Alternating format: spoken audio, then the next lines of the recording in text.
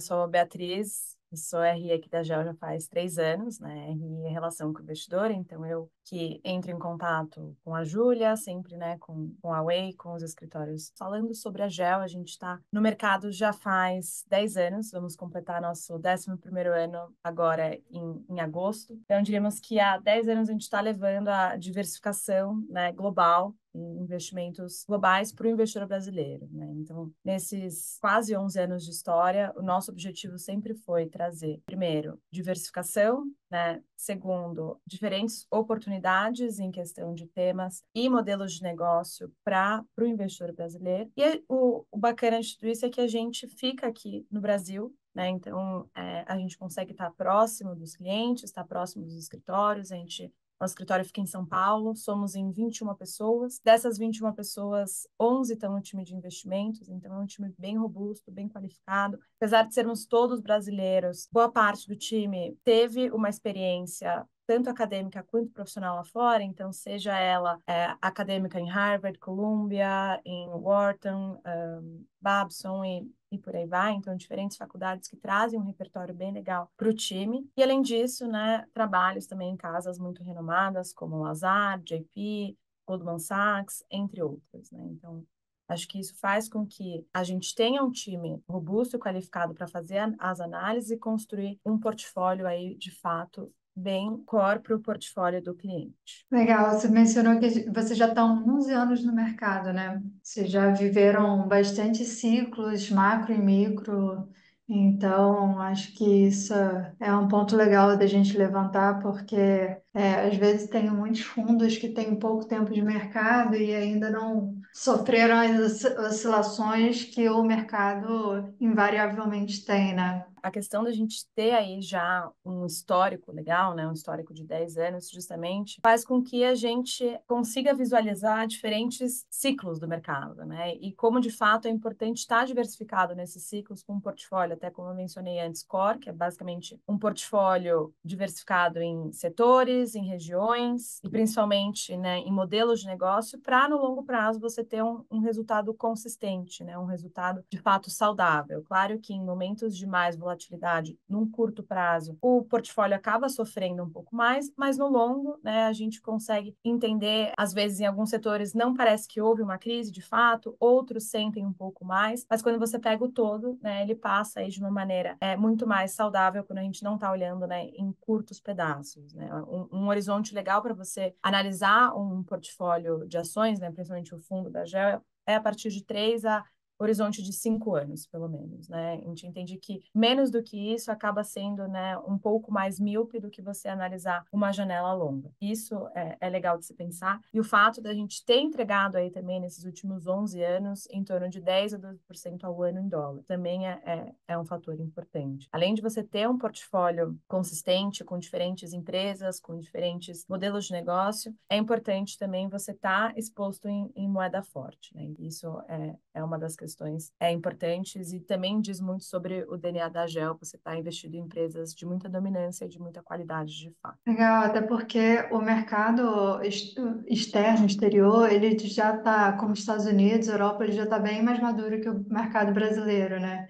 Uhum. Então, eu acho que isso até é legal falar um pouco por que que vocês, uma casa de gestão brasileira, resolveu olhar e criar produtos alocados no mercado estrangeiro, mas só que voltado para investidores brasileiros. É engraçado, né? Porque somos todos brasileiros e, de fato, a gente não olha para o Brasil, né? Então, a gente não investe em nenhuma empresa brasileira. Não que a gente tenha alguma coisa contra o Brasil, pelo contrário, né? Como eu falei, moramos todos aqui, somos todos brasileiros, mas justamente pela ótica de querer trazer essa diversificação, né? Então, hoje, quando a gente olha para o mercado brasileiro, né, acaba que tem sempre um 3-2-1 que é legal comentar, né? Hoje, o Brasil acaba representando só 3% do PIB, 2% da renda fixa mundial e 1% do market cap. O que eu quero dizer com isso, né? Hoje, quando você olha para as empresas listadas no Brasil, tem só 400 empresas, né? Dentre elas, muitas vezes, a gente não consegue ter uma diversificação tão grande em modelos de negócio. Enquanto quando a gente olha para o mundo global, para o cenário global de empresas, diríamos, a gente tem mais de 70 mil ativos listados, né? Então, a gente consegue encontrar modelos de negócio que não tem no Brasil, a gente consegue encontrar moedas moedas, né, que não tem no Brasil também,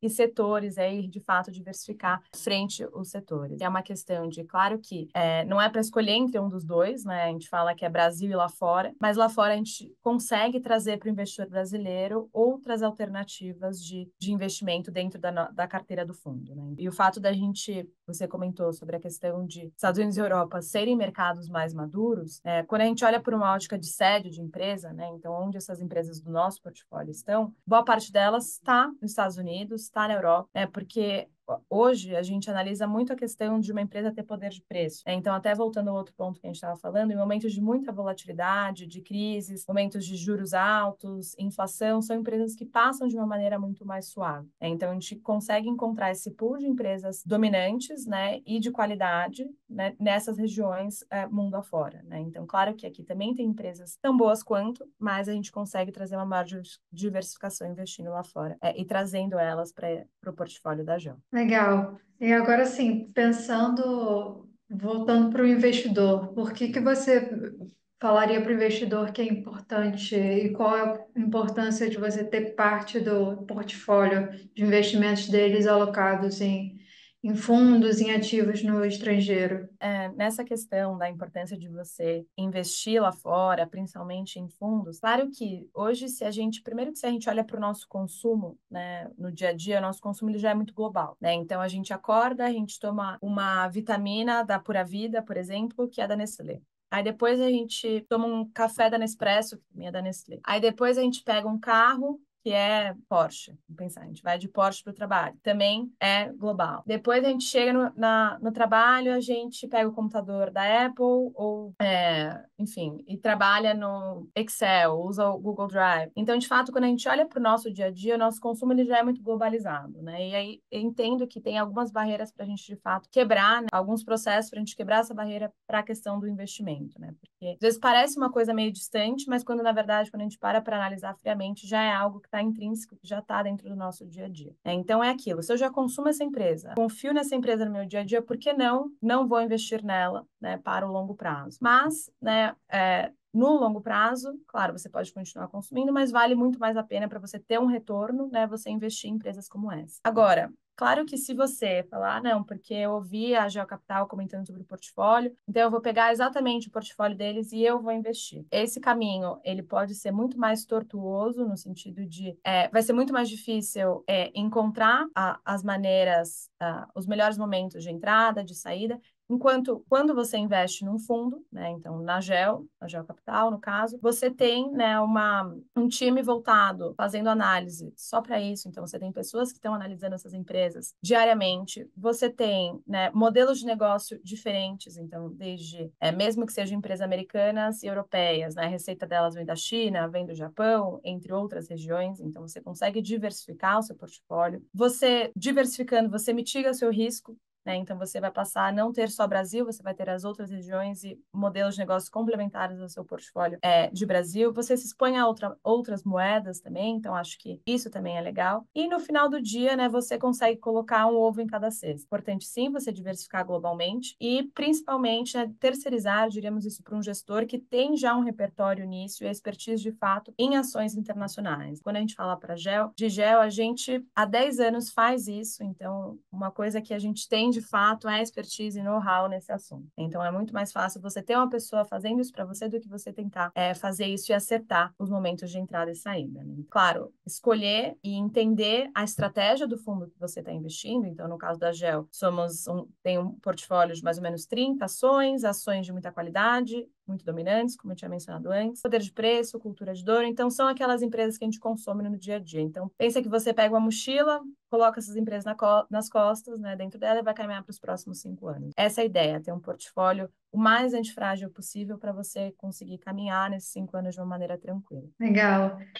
Falando sobre, hoje em dia, a GEL, ela tem fundos que estão listados na XP, que é a plataforma que a gente usa hoje, e esses fundos estão voltados, tem quais teses? Eles estão disponíveis para quais tipos de investidores? Eles estão disponíveis para investidor qualificado, tá? Hoje, na XP, nós temos todos, diríamos, vem de um único suco, então uma única estratégia, que é esse portfólio é de em torno de 30 a 35 tá, empresas globais. Então, claro que vai muito do objetivo do investidor, você pode estar exposto o fundo em dólares, no caso, que é o nosso carro-chefe, é aquilo que eu comentei, é importante você estar em empresas globais e exposto a moedas fortes, porque né, o polo magnético é sempre para cima. Também tem a opção do fundo em reais, então para você, para o cliente que não quer estar exposto à variação da moeda. E a gente tem também o fundo de previdência que né, para o longo prazo, pensando em questões sucessórias e tudo mais, também é uma alternativa. Mas ele tem 60% CDI e 40% desse portfólio que eu comentei anteriormente. Então, em momentos de muita volatilidade, ele passa de uma maneira mais suave. Tem algum case de sucesso que você queria compartilhar com a gente da GEL? Isso é até uma das vantagens quando a gente fala em mercado global, né, em cenário internacional, porque de fato tem muito ativo para a gente investir, tem muita empresa boa para a gente poder trazer para o nosso universo de cobertura. Nesses últimos 10 anos de GEL, quase 11, foram diferentes histórias, né, que a gente pode trazer aqui para como cases de sucesso. Acho que as mais recentes, né, dos últimos pelo menos 5 anos, foi Novo Nordisk, ano passado, que inclusive a gente começou a comprar em 2021, então a gente esperou a pandemia, esperou né, as coisas se estabilizarem um pouco mais quando a gente fala em preço dessas grandes farmacêuticas. E a Novo Nordisk, de lá para cá, na época, ela estava em torno de $34, 34, $35.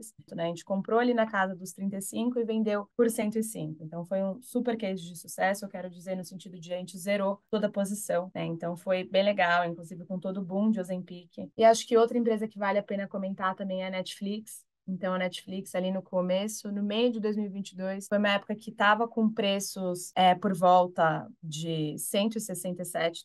Então, também, né, acho muito diferente do que está hoje. Hoje está na casa dos 630. Era uma época que ninguém queria olhar para a Netflix, ninguém estava falando de streaming, comentavam muito sobre a questão de, será que ela vai retomar o número de usuários, de inscritos? Será que ela vai conseguir renovar, né, toda a cartela que ela faz de filmes e séries? Na época, a gente olhou e falou, essa companhia está muito mais com desconto, está muito mais com promoção do que, de fato, né, com algum problema no seu modelo de negócio. Então, a gente começou a alocar no ativo na época, então a gente começou a comprar, como eu falei, na casa dos $167 e vendeu depois, no começo de 23, quando ela estava na casa dos 370. Né? Então, de fato, a gente conseguiu também aí ganhar um yield, ganhar um retorno em cima dele. E quando a gente olha no gráfico, é engraçado, porque parece que o ativo andou de lado. Mas acho que, de fato, essa é a arte da gestão ativa, né, em momentos de mercado não tão eficiente e muito volátil, né, da gente encontrar essas oportunidades e ir alocando gradualmente. Então, a gente também zerou toda a posição e realizou o lucro no ativo. Acho que foi super bacana. Esses são dois exemplos muito bons do que a gente fala, né? Que,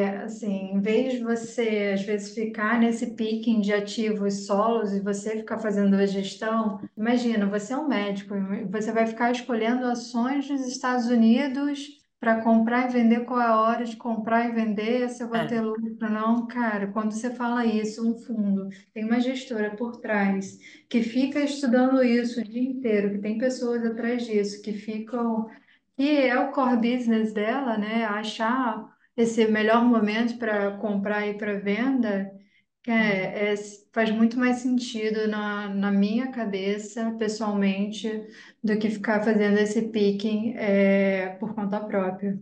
exatamente. Agora eu não me lembro o ano ao certo, mas teve uma época que a gente tinha tanto Tiffany quanto a LVMH no portfólio também. E a LVMH comprou a Tiffany, né? Então, assim, foi uma época que ninguém estava olhando para a Tiffany, inclusive as notícias eram que Gen Z não ia mais comprar diamantes e ouro, e muito pelo contrário, né? A LVMH, como, assim como nós vimos naquilo uma oportunidade, a LVMH comprou a Tiffany e também a gente realizou muito lucro em cima da empresa. Então, acho que também foi outro ponto super, super bacana aí ao longo desses anos. Legal, Bia. Você tem alguma coisa que você gostaria de acrescentar? Falar da GEL? Algum case? Não sei.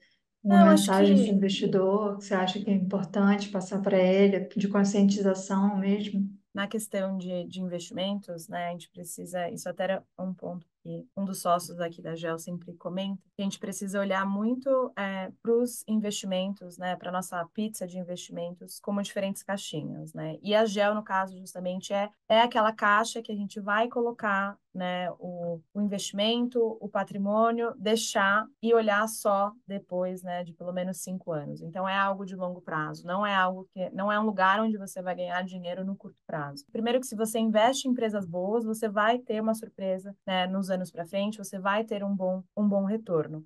Mas é aquilo, né? Nada é do dia para a noite, então, de fato, é um lugar, um dinheiro que você não precisa para um curto prazo, então você não vai comprar um carro, não vai comprar uma casa, é um dinheiro que você vai usar num horizonte mais longo. Então, de fato, é necessário você diversificar em empresas globais, né, como a gente comentou, em moedas e sempre pensando por anos para frente. Como você pegar, seria como se fosse um vinho de velha guarda, né? Algo que você vai deixar ali, quanto mais você deixar, não abrir, segurar, melhor vai ser o gosto do vinho, melhor vai ser o seu retorno também. Acho que essa é a ideia. Mas sobre, né, essa questão da diversificação, principalmente em ações no geral, né, quando a gente não fala só do cenário global, é justamente a Uhum. questão de que não é Brasil ou GEL, né, ou investimentos globais, e sim Brasil e ações globais e geocapital, né, são coisas complementares justamente para você ter um portfólio saudável, para você ter um portfólio diversificado, né, então, por exemplo, no caso da GEL, se a gente pega Brasil e GEL, você tem Brasil, você tem Europa, você tem Estados Unidos, Europa e Estados Unidos por uma ótica de receita, e quando a gente olha para uma diversificação, para uma ótica de sede, quando a gente olha para uma ótica de receita, a gente ainda está mais diversificado, né? Então, a gente tem empresas que têm maior parte da sua receita desde China, desde Japão, entre outros. Isso que é legal de você ter um portfólio de fato diversificado, um portfólio saudável, né? Se a gente concentra tudo em uma só cesta, acaba que a gente não vai ter um retorno tão consistente quanto a gente espera. A gente está muito alinhado a um tipo de risco, né, a um tipo de região, a poucos modelos de negócio. Então, de fato, no longo prazo, se você consegue estar com uma carteira equilibrada, então a gente fala desde um 50-50, como o gráfico, ou até de um 60-40, eu acho que também vai muito do seu objetivo de longo prazo e do quanto você está investido em boas empresas e exposto também à moeda delas. Isso é importante para se pensar na hora da elaboração da carteira do asset allocation.